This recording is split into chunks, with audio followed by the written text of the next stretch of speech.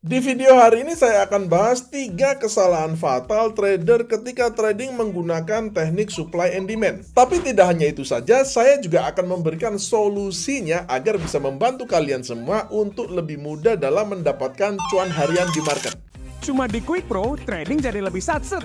Bisa lot kecil mulai 0,01 dan free swap. Mau jadi trader jago? Download Quick Pro. Link pendaftaran ada di kolom deskripsi. Silahkan mendaftar sekarang juga. Sebelumnya bisa tolong klik tombol like dulu dan nanti jangan lupa share video ini ke teman-teman grup-grup trading dan juga media-media sosial kalian. Kita mulai dengan kesalahan yang pertama, yaitu trader buta tren. Jadi trader banyak yang nggak peduli trennya sedang apa, pokoknya asal supply, sell, asal demand, buy. Contohnya adalah seperti yang Anda lihat ini, di mana ini ada area supply. Namun kalau kita sell pada area supply ini, hasilnya adalah kita akan mengalami kegagalan karena ini supply-nya kejebol dan harga terus naik ke atas. Kenapa hal itu bisa terjadi? Karena ini adalah area supply yang lemah atau weak supply. Apa alasan yang menjadikan ini adalah sebuah weak supply? Karena dia sedang melawan tren. Di sini kita melihat harga membuat higher high dan higher low seperti ini. Artinya apa? Artinya trennya itu sedang bullish. Ketika harga mantul dari area supply-nya ini, harga gagal untuk break di swing low-nya yang ini dan harga hanya sampai di sini sehingga membuat higher low yang menjadikan area supply ini sebagai weak high atau supply yang lemah. Ini adalah area supply di mana kita harus menghindari sell di situ karena probabilitas jebolnya besar sekali. Ada dua solusi yang kita bisa ambil dalam kondisi yang seperti ini. Pertama adalah dengan identifikasi apakah area higher low ini merupakan area demand yang valid atau tidak. Jadi prinsipnya dalam tren yang bullish kita tidak mencari supply untuk sell, tapi kita mencari demand untuk buy. Di sini kita mendapati bahwa area higher low atau swing low-nya yang ini merupakan area demand yang valid di sini. Awalnya ini adalah area demand, kemudian di sini dia tertembus dan dia menjadi area supply. Di sini dia tertembus ke atas dan dia menjadi area demand lagi, dan ketika harga sampai di area supply yang ini dia balik sampai ke area yang sekarang menjadi demand ini. Di sini muncul bullish harami yang berupa candle hijau ini. Artinya ini memang area demand yang valid. Skenario buy-nya adalah kita bisa open buy pada next candle-nya ini. Stop loss-nya bisa kita letakkan di sini atau sekalian pada swing low terakhirnya ini dengan menggunakan risk reward ratio minimal 1:1, idealnya 1:2 sampai 1:3. Solusi yang kedua, seandainya katakanlah kita kesulitan untuk mencari area demand yang valid, maka kita tunggu aja sampai area supply yang weak ini dia ketembus ke atas, yang mengubah statusnya dari weak supply menjadi strong demand. Kenapa menjadi strong demand? Karena kondisinya sedang bullish trend. Jadi setelah kejebol di atas dan berganti status menjadi demand, kita bisa melakukan open buy pada area demandnya ini. Kesalahan yang kedua adalah seperti yang Anda lihat di layar monitor ini, yaitu trader itu menggambar terlalu banyak area supply and demand yang saling berdekatan. Trading itu harus logis ya teman-teman. Kalau Anda menggambar area supply and demand yang terlalu berdekatan seperti ini, saling berhimpit-himpitan seperti ini, maka hal ini justru akan mempersulit kita, mempersulit kalian dalam mengambil keputusan. Di mana stop loss-nya, di mana entry-nya, di mana targetnya, itu akan sangat membingungkan sekali kalau Anda menggambar terlalu banyak area supply and demand. Tips dari saya adalah ambillah area supply and demand yang di pucuk-pucuk aja ya. Jadi yang benar-benar swing high dan swing low aja, itu yang kita ambil sebagai area supply and demand. Misalnya dalam contoh ini saya akan menghapus area ini, akan saya hapus, area ini juga pasti akan saya hapus, yang ini juga pasti akan saya hapus ya. Yang di tengah-tengah ini oke lah, mungkin 50-50, Anda boleh pakai, Anda boleh juga tidak pakai, tapi kalau saya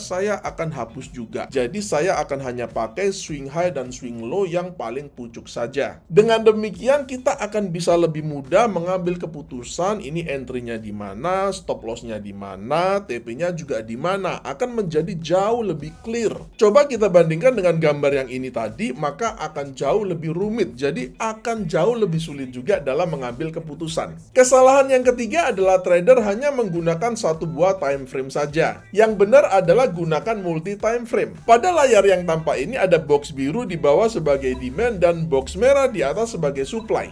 Kita bisa perhatikan bahwa jauh lebih bagus kalau kita buy di area demand-nya ini daripada kita sell di area supply-nya ini. Selain probabilitasnya lebih bagus, risk-reward rasionya juga lebih besar. Rahasia atau kuncinya bukanlah pada box biru maupun box merah ini, akan tetapi pada box putih ini. Chart yang sedang kita lihat ini adalah gold di time frame H1, akan tetapi box putih ini adalah area demand di time frame daily. Saya akan ubah time frame-nya agar kita bisa lihat dari H1 ke daily ya teman-teman. Nah, kita melihat di sini ya, saya akan gedein sebentar. Nah, kita melihat di sini ya teman-teman, ini adalah kotak putih. Kotak putih ini adalah area demand pada TF daily. Jadi itulah alasan kenapa kalau kita switch lagi ke time frame H1 itu jauh lebih bagus bagi kita untuk kita itu buy di area demand yang berupa kotak biru ini daripada kita sell di kotak merah yang merupakan area supply ini. Ya kenapa? Karena pada time frame yang lebih besar